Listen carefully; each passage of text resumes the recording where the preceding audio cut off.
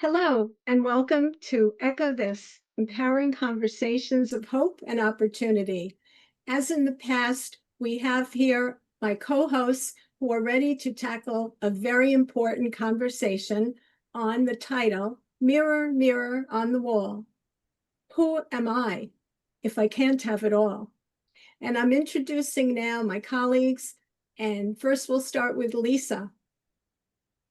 Thank you, Amy. I'm a speaker, consultant, and author with over 2 decades of experience in leveraging humor, gamification, and play to enhance collaboration, engagement, and productivity in businesses. And I do have a background in stand-up, sketch comedy, and improv comedy as well. And I bring a unique, engaging approach to my work, making complex concepts accessible and enjoyable. Thank you. And next? I'm Debi Wimberley, a passionate advocate for quality health, a medical cannabis educator, consultant with a focus on optimal health through education and advocacy. By demystifying the benefits of the endocannabinoid system, cannabinoid therapeutics, and empowering individuals to take proactive steps in their health and wellness. Thank you. And I want to just ruminate a minute on the title, Mirror, Mirror on the Wall. Some of you are familiar with it, dating all the way back to a 1937 Disney movie called Snow White. And the evil queen looked in the mirror and she would always ask this question, Mirror, mirror on the wall, who is the fairest of them all? And their appearances, good appearances, how we present ourselves in society, this is what we're going to dive deep into today. It's interesting that years ago, believe it or not, this is sourced from 1812 with the Brothers Grimm in their fairy tales. So the concept of the magic mirror and the knowledge of where we stand, how we fare, what are our perspectives and our perceptions of ourselves by others, so throughout the threads of our society. So I'd like to read the first question. Because society places such emphasis on standards of appearance and also that spills over into behavior, this pressure often causes individuals to feel inadequate. I see all around me signs, I am enough.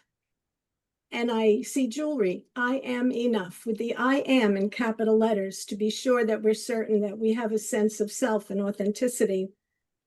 So we're questioning now, and I'm going to ask both of you, if these are the givens of society and this is the trend, what hope can you offer for fair and healthy and positive, realistic discussions about our perceptions of appearance? Let's start off with Debi. Thank you, Amy. Well, let's be honest. The standard we're all trying to live up to is usually shaped by the period of time in which we were born. When I was little, everyone in the media looked the same, slim, polished, perfectly put together. A vision of enough was built on being quite, proper, and pleasing. But here's the wild part. Those standards, they move, they bend, they age, just like hemlines and hairstyles. Look at the music industry. When Ann Wilson, lead singer of Heart, hit the scene, she was pressured to be thin, just to be considered worthy of belonging. Fast forward now, talent is finally taking the front seat, not appearances. That shift gives me hope. So here's the truth bomb. I am enough. It isn't just a cute affirmation. It's a radical reset. It's saying, I don't need to earn my worth. It's already in me. Society's measuring stick will keep changing, but you are not up for debate. So what's the hope I see? It's this. We are getting closer to rewriting the rules, and this time they should sound a lot like this. Be you. Show up as you are, and stop apologizing for not shrinking into someone else's mold. So here's your invitation. Pull out that metaphorical mirror and ask, mirror, mirror, time to see what standard still lies inside of me. Then ask yourself, is it even mine or just something I picked up to survive? If it no longer fits, lovingly send it back, because the only standard worth chasing is the one that lets you breathe deeper, move freer, and live truer. You, dear listener, are already enough. Well, right away, I think you've taken this to another level, Debbie, where it's not just the appearance in the mirror, but you're going way, way deep, deep down into the authenticity and the self-worth of the individual and that journey of self-discovery, not just an image in front of our eyes. Lisa, what are your thoughts? Yes, Amy. Well, I think that society has a lot of opinions about our bodies, our faces, our voices, our outfits, our Instagram filters, our email tone, our salad dressing. It's exhausting. If society were a person, it'd be the one relative who gives you backhanded compliments and diet tips at Thanksgiving. We all know who that is. Unsubscribe, please.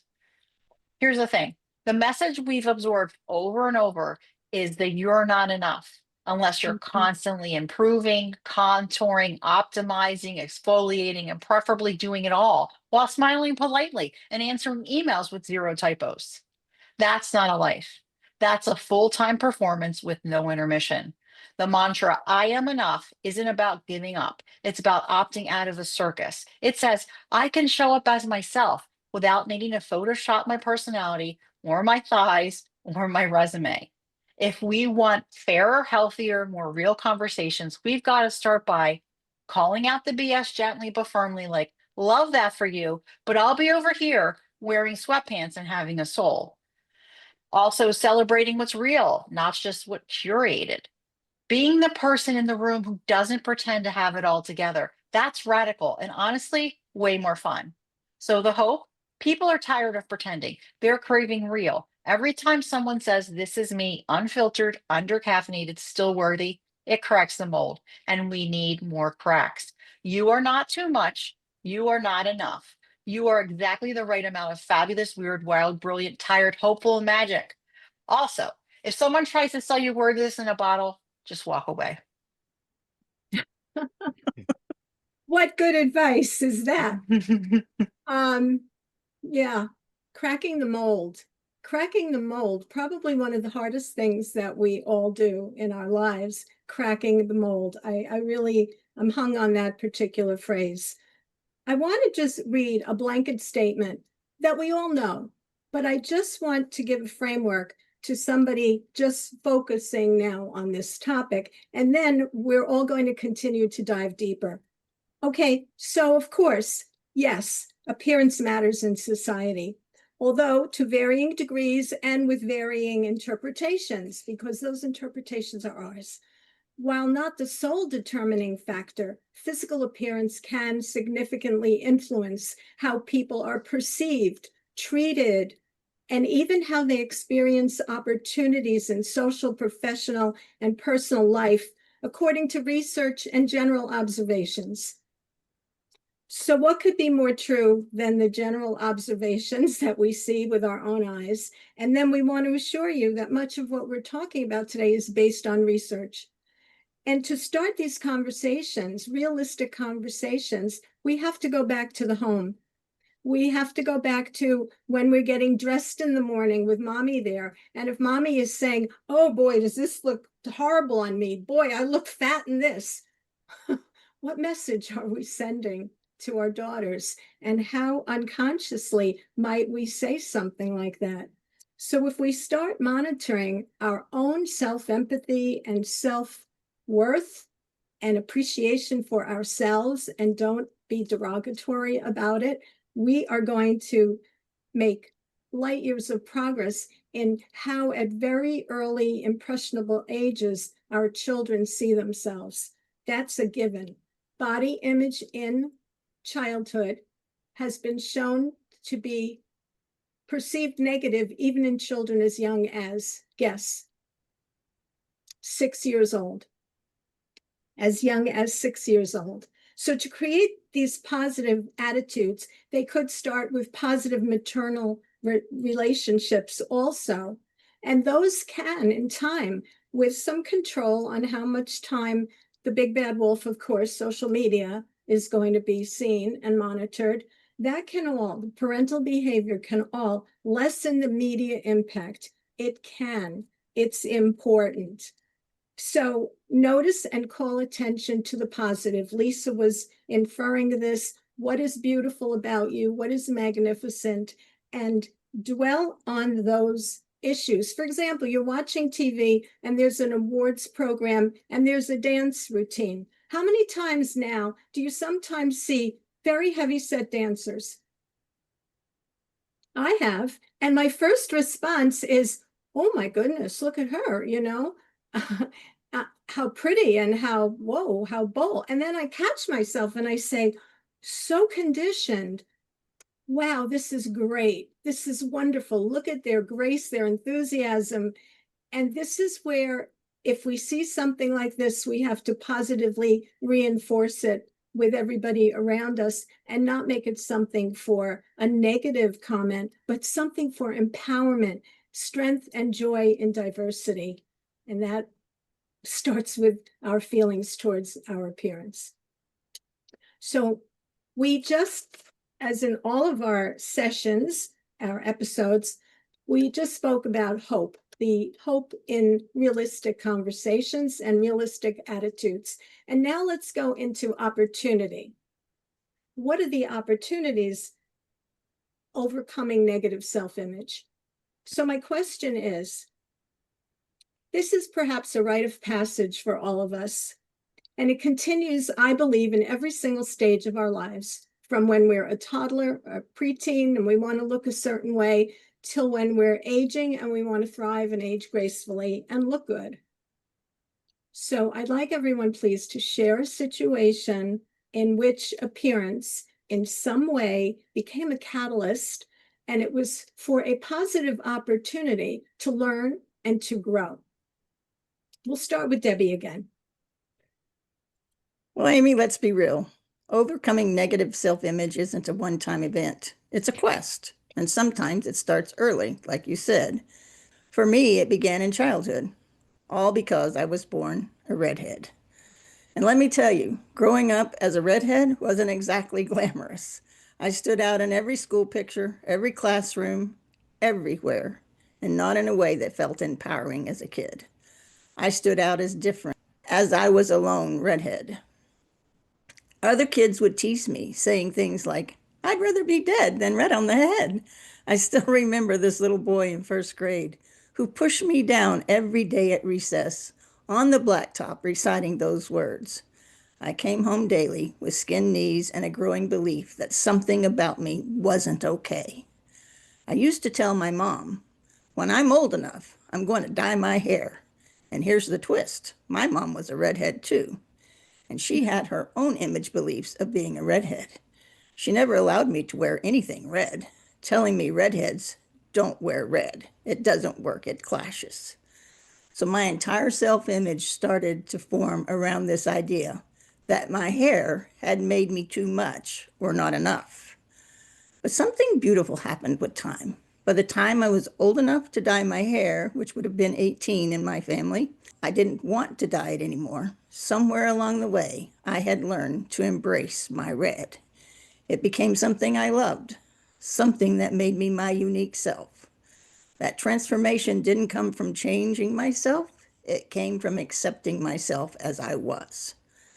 The opportunity in all of this, it taught me to question who gets to identify beauty and who gets to decide what parts of me are too different. That lesson planted the seed for the work I do now, helping others to reclaim their health, their own unique identity, and rewrite the rules they were handed. Little Miss Redhead sat with her truth, and what she once feared became her proof. Is there something about you that you once wanted to hide, but now you're learning to love it? What part of yourself did you dim to fit in, and is it time to let it shine? Bring that part out into the light today. Tag a friend, write it down, or say it out loud. Let that part of you speak again, because healing starts with being seen, especially by yourself. Yes, the opportunity to discover and based on your through line here to go even deeper and deeper and celebrate. Beautiful. Lisa, what are your thoughts? Well, the negative self-image, yes, I would say yes to that. She and I go way back, like matching journals and internalized judgment back.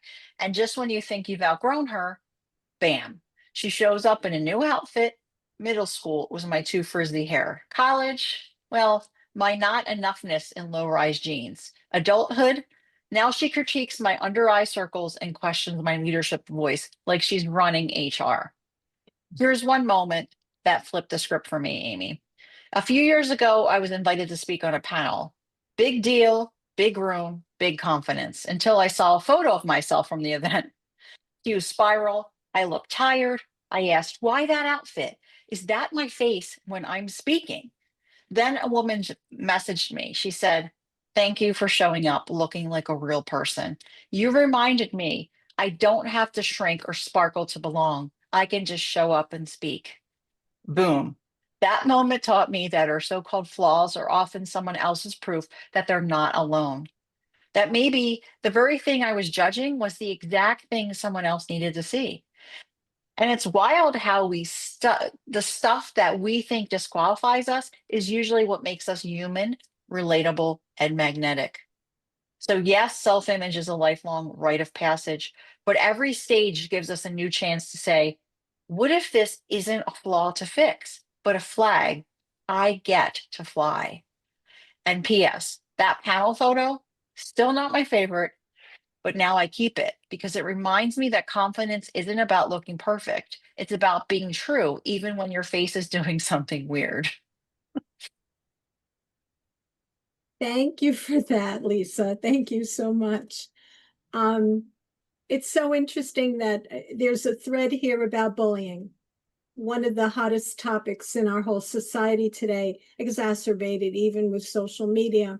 So I just want to pinpoint that, the ostracism you felt through the different stages of your development, Lisa, and poor Debbie, just by virtue of being born red, the bullying strand is there. For this question, I'm going to use as a catalyst something that had international impact. I'm going to take a quick case study of somebody who fascinates me, and that's Susan Boyle. Susan Boyle came onto a stage in around 2009, and she had a bad hair comb and a very housewife, housecoat looking dress on at 47 years old. Think about that. And here she was on one of the major platforms for talent and entertainment in the entire world.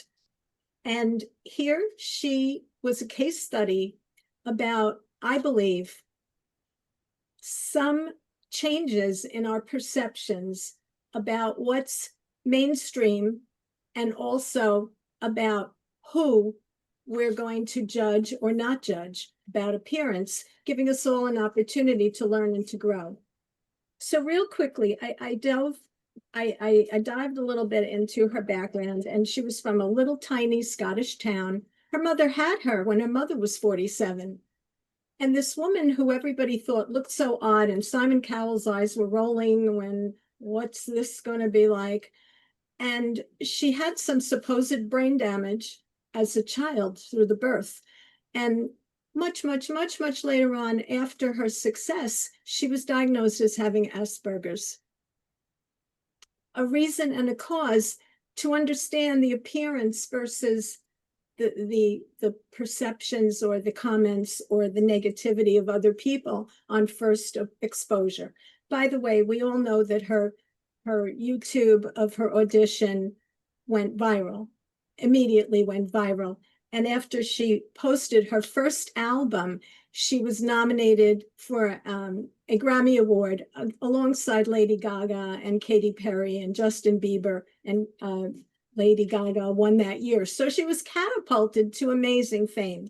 So now, through a person's groundedness and centeredness and sense of self-worth that she had to create, and she went out of the public eye for a little while, she's, believe it or not, one of the most influential people in the world, ranked above Simon Cowell and above President Obama.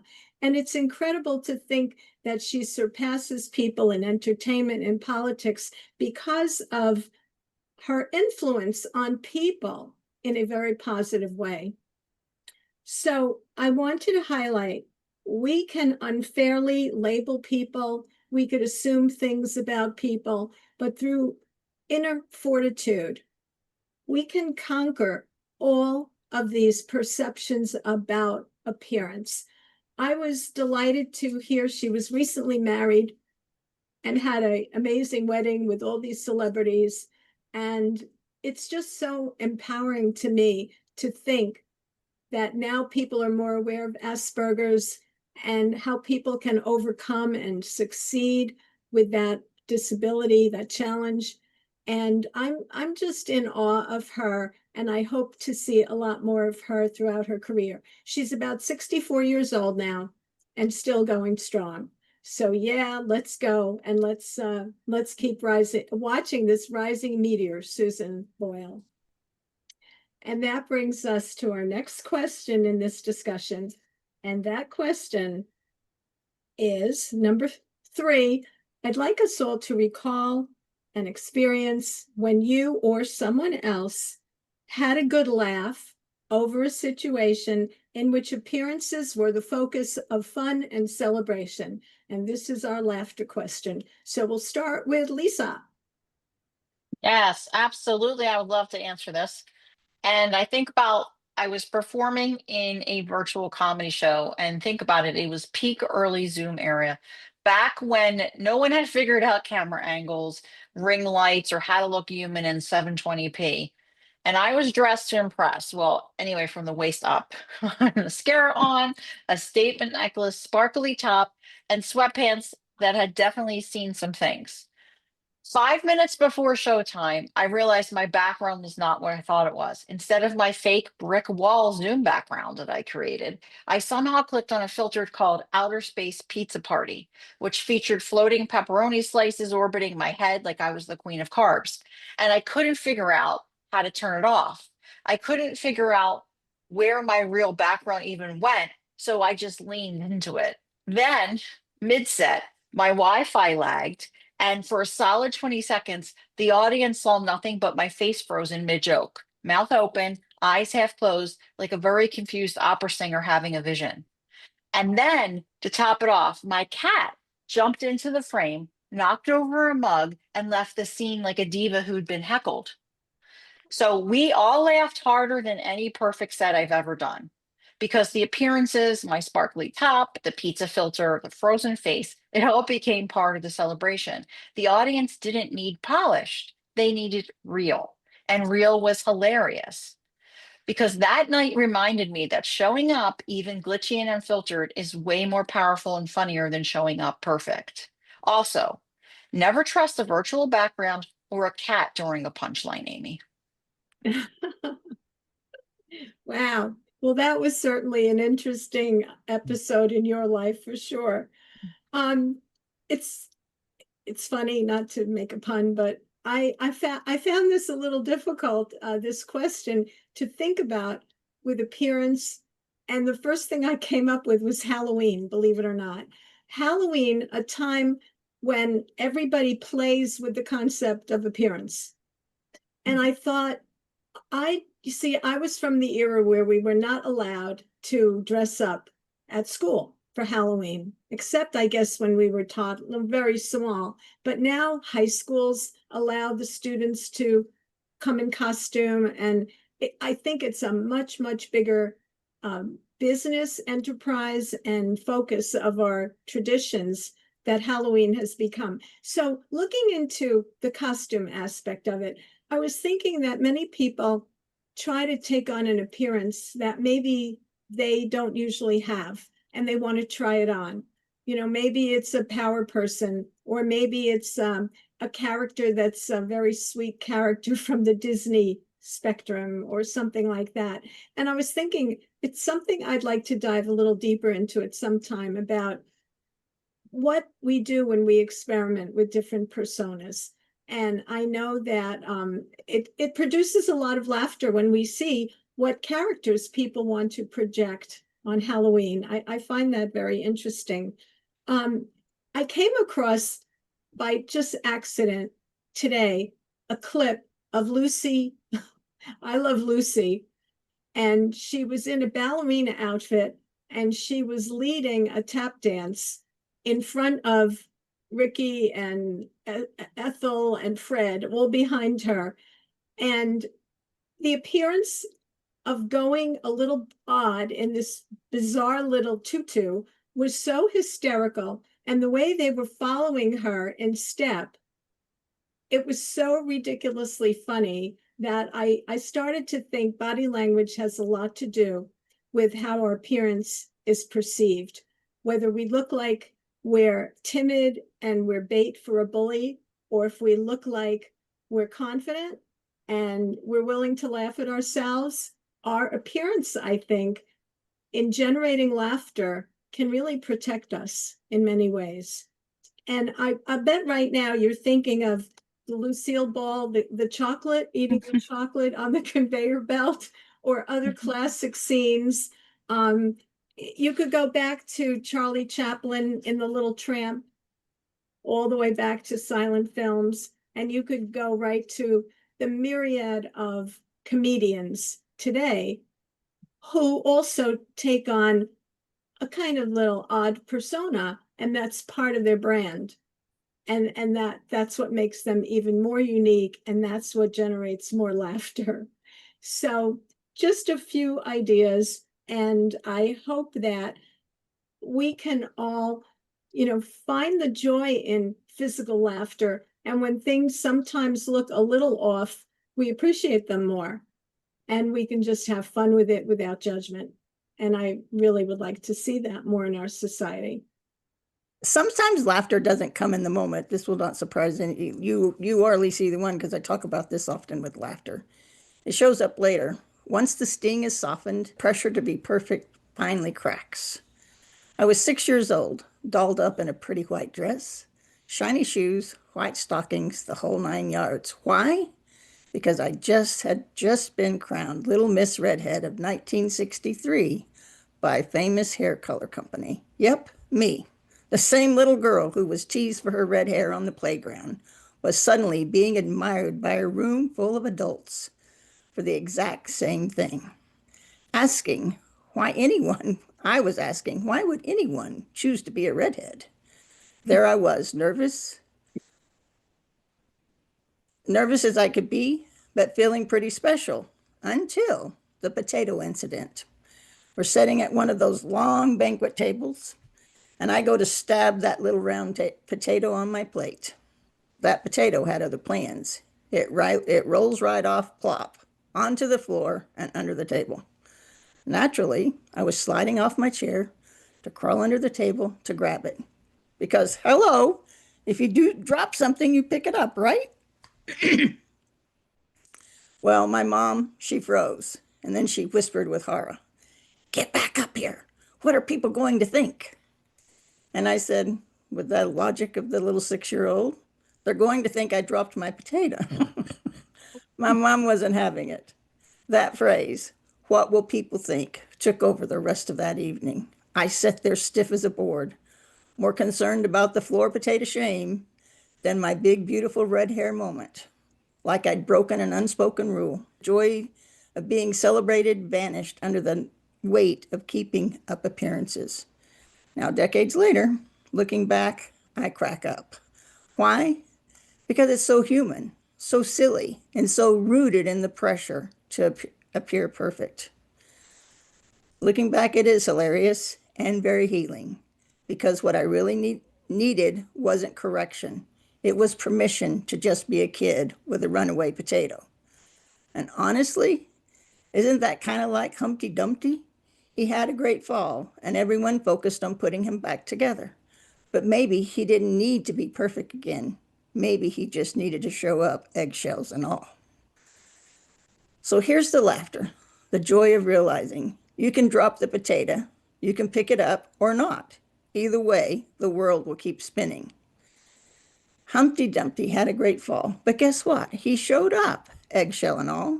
So here's the nudge. What's your potato moment? That tiny mishap that felt huge at the time, but now makes you smile. Share it with someone today. Text it, tell it, post it, and better yet, laugh at it in the mirror. Because when we stop worrying what people think and just show up as our perfectly imperfect self, you take the pressure off everyone else to be perfect too. Let's laugh at the tumble, not just the landing. Every time we stop performing and start embracing those messy moments, we get a little freer. Well, you gave us the perfect segue into the next question. We've looked at echoing the hope, echoing the opportunity, echoing the laughter, and now we come to our signature session here, the segment on echoing the enigma. So in many situations, there is somewhat of an enigma. There's a duality here. And starting with Debi's amazing life memorable incident under the table with the potato, we know from this that when we push the pressure for perfection too far, the results may be undesired and overwhelming. So how can we be aware of, and how can we counteract both the subliminal and the conscious messages that lead to negative perceptions? And we'll start with Lisa. Ah, Amy, perfection. That sparkly little monster that whispers just one more thing and then you'll be lovable. We've all heard the messages. Look polished, be productive, don't age, don't rest. Be confident, but not too loud. Be thin, but not too thin. Be natural, but also lash lifted and lightly contoured at sunrise. It's like society downloaded one giant glitchy update into our brains called perfection.exe. And now it runs in the background while we're just trying to answer emails and remember what we walked into the kitchen for. So, how do we fight back? Well, the first thing that we can do is name the nonsense. If a thought pops up like, I can't show up until I look better, sounds smarter, seem more together, pause and ask, says who? If the answer is the beauty industrial comparison complex, gently tell it to sit down. And the second thing is curate your input. Who are you following? What are you watching? If your feed makes you feel like a walking before photo, clean it out like expired yogurt. You are not an algorithm. You are a person with a pulse and a story. And the third thing is clean imperfection out loud or celebrate imperfection out loud. Tell the stories where you fall apart, say the awkward things, show up underdressed and overcaffeinated, and still make people laugh, make them feel seen. That's the stuff people remember because perfection is exhausting and it's boring. It's so boring. It robs us of our weird, our wonderful, our real. So the next time you feel the pressure to be flawless, try this instead. Be full of life, be human, be the version of you that forgets the scripts and says something better. Also, if you accidentally show up to a Zoom call in pajamas, just tell them you're rebranding as relatable because perfection can't compete with that. Wow. Well, this perfection kick gets a little scarier right now with my little example here that I discovered. I had to go get a gift for a 13-year-old, and I really didn't know what to get her. And I asked several very reliable people, and they said, oh, get her gift certificate to Sephora. And my mouth dropped. And I said, what? And they said, no, Sephora. And I asked a 13-year-old girl, and she was so cute. Her first comment to me was, well, how much do you want to spend? And then she said to me, oh, definitely get Sephora or Ulta. You have to get her that. Everybody loves it. That's what I love. And her mother even told me that. So I was kind of a little bit on my values level, thinking in my head, like, would I want my 13-year-old daughter to get a gift card to Sephora's? And at first I thought, oh, this is cute. This is all right. And people kept confirming that. And I kept thinking, well, maybe I should check with her mother first, and maybe that. So in this great deliberation, I decided I heard this catchphrase the other day, and I Googled Sephora girls. And guess what? It's shocking. Sephora girls are preteens from, believe it or not, 9 to 12, who spent $4.7 billion last year on cosmetics and skincare products, products that are normally marketed to much older women. I read that some of the Sephora girls have made a bad name for themselves, and they actually go into Sephora stores and they are rude and they're pushy and they have their parents' credit cards and they sometimes mess up displays and they demand service to the point where one article said they're actually bullying the service people, the salespeople. So I said, what do we make of this? I mean, think about it for a minute, how you would respond if these young ladies, I can't even call them ladies, come into a store and start carrying on like that. There is a very deep social study here, a very deep social case study about appearance and how young girls want to appear a certain way. And there are discussions that are blossoming now about the type of products, whether they're even appropriate for young skin. Believe it or not, some of the products that have vitamin C, it may be fine for women who want to exfoliate and who want to have a certain glow, or products with retinol, but they're not good. They're damaging to young girls who are obsessed with pores, having no pores and having a certain glow. I've seen little tutorials where these girls, young girls, are on TikTok and they have a terry headband and they look all messed up with mask on them, and they're doing a before and after, and they're demonstrating beauty products to the audience. So TikTok is on the fence for partly promoting this and partly for saying we got to look at this and maybe kick back a little bit for age appropriateness. Some people are saying maybe there should be an age requirement that you shouldn't be allowed to go into Sephora under a certain age unaccompanied by a parent. And this happens at Ulta and other places too. And don't kid yourself, the majority of people are still buying the cosmetics at Walmart. They're also going there because the most popular brands, Elf and CoverGirl and Maybelline and all of those are still standard and they're still affordable for the majority of other young girls. So it's rampant. And lip gloss and everything, if you find your makeup disappearing, you're going to know why if you have a young girl in your midst. But I had a little bit of a hard time with this, and I'm going to tell you something. I bought the gift card, but I haven't given it yet because I'm still not 100% sure that that's the gift I should give her. And yet I want to really give her a gift. She's a delightful little girl and she deserves the sky. And so I'm really having a situation over that. And I don't know. Lisa, you want to weigh in on that? What would you do? I mean, just real quickly, do you think you'd feel the dilemma I feel? A little bit, but Okay. I would just go with my gut and what I wanted to give her, not with, yeah, I can see how that would be an enigma. Now I would just give her what you want to give her and not worry about what these other teenagers are doing. Yeah, I agree. I agree. So back to the drawing board. The pressure question is still on. It's still a hot question. Go ahead, Deb.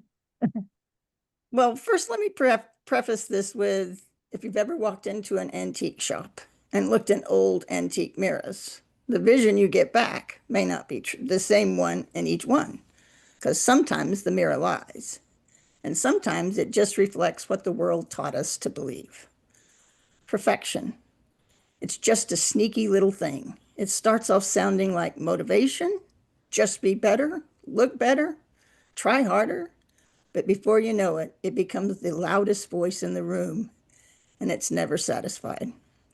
For me, the enigma of perfection showed up in one of the hardest chapters of my life, when I was learning to live with complex regional pain syndrome. I was in nonstop pain. Imagine constant electrical shocks running through your body with no off switch. I was barely functioning. My body was dropping weight fast. There I stood at 5'8", down to 95 pounds. And I still stood in front of the mirror, thinking I've got more weight to lose.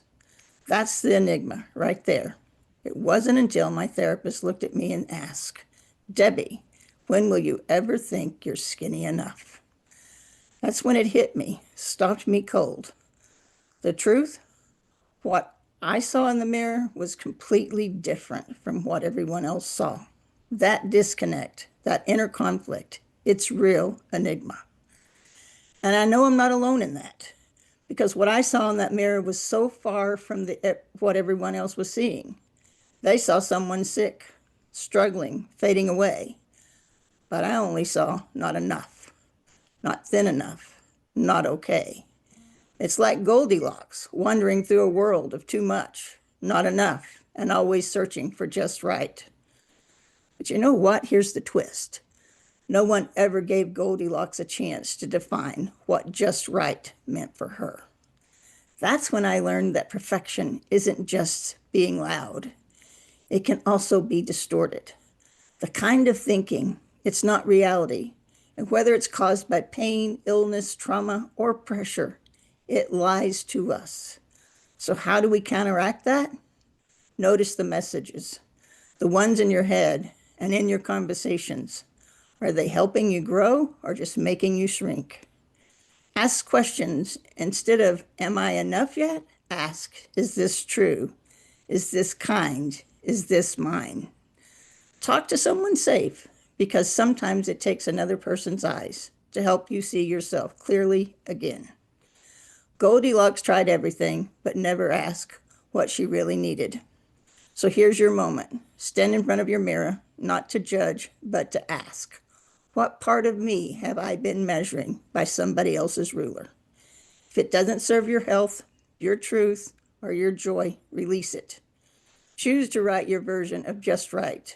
You deserve a life that fits you, not the other way around, because that's where healing begins. Embrace and love yourself as the unique person you are. And in that process, which is a process that we've all been hinting at today, it leads us to our last question about considering these metamorphoses that occur with us. Sometimes they seem slow. They're transitions that maybe don't seem pretty or nice in the interim stages.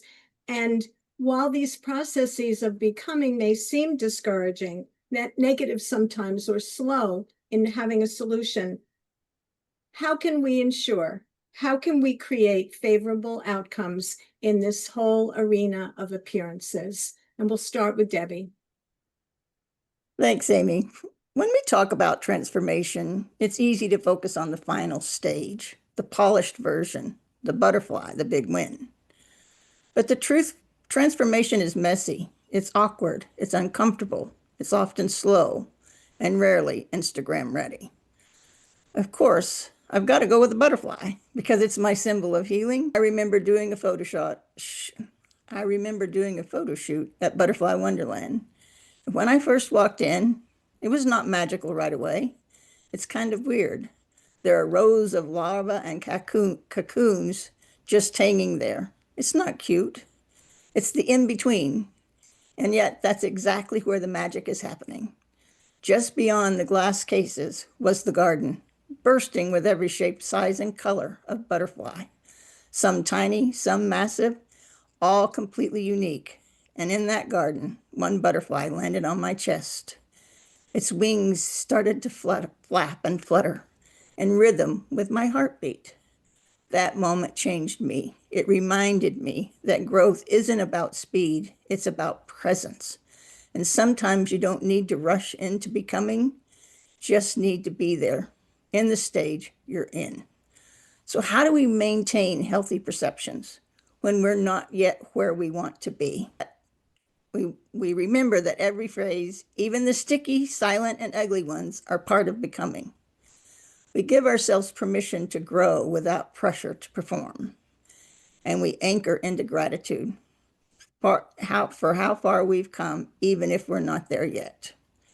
Take a moment to look at where you are right now, not where you wish you were or where you think you should be. Ask yourself, what part of me is growing, even if it's not visible yet? Then speak it out loud, honor it, because the truth is in every heartbeat, every messy middle, every awkward stage. It's all shaping the beautiful, one-of-a-kind you that this world needs. Thank you. And Lisa, what are your thoughts on this transformation process? Well, it's certainly not cute. It's not elegant. It's goo. Seriously, inside that chrysalis, the caterpillar basically dissolves into biological soup before it resembles as a butterfly. I mean, this basically means, like Debbie was saying, transformation isn't about glowing up, it's about melting down and trusting that something better is coming. And I think that's how we hold on to healthy perceptions during life's awkward, discouraging, nothing is working and might be actual goo phases, because we all go through them. So here's what helps. The first thing is stop expecting the middle to look like the end, because no one claps for a halfway done cake or a butterfly that's still soup. But that doesn't mean you're not becoming something beautiful. You're just not done yet. And the second thing is zoom out. Transformation rarely feels like progress when you're in it. But when you zoom out, month by month, season by season, you start to see the growth that got buried under panic, stretch marks, and overthinking. And then the third thing is redefine the win. A favorable outcome doesn't always mean a perfect result. Sometimes it means you keep showing up. You didn't give up. You learned. You didn't yell at the printer, because that counts. And the truth is, growth looks messy, but change feels weird. And just like no one rushes the butterfly, you don't have to rush your own unfolding either. You're allowed to be a masterpiece and a work in progress. Covered in glitter one day, covered in crumbs the next, because that's real. But keep going, because your wings are coming. So we can see the beauty of each stage throughout the transformation. And to summarize, we're going to see ourselves as a whole person. We're going to not dwell on one flaw or something that we want to make the downfall of ourselves. And we want to join with like-minded people, positive-minded people in groups, and volunteer and help other people and show self-empathy and know what our capabilities are. And if we build on them at each stage, the transformation ultimately will be a continuing transformation and involvement, which is really what our main goal is. It's not an end, it's a whole journey. So with this, we want to thank all of you for being here today. And we encourage you to watch upcoming episodes of Echo This. And we also encourage you to give us your feedback on our social media at Echo Together, Echo with the number 2 together, and also to email us at echotogether.com. Thank you so much and have a wonderful day. Bye. Thank you for tuning in to Echo, empowering conversations of hope and opportunity. Your comments and questions fuel our discussions. Connect with us at Echo Together. That's Echo, the number 2, together on social media. And don't hesitate to drop your questions in our inbox at echotogether@gmail.com. Until we meet again, take care, keep echoing, and remember, your voice matters.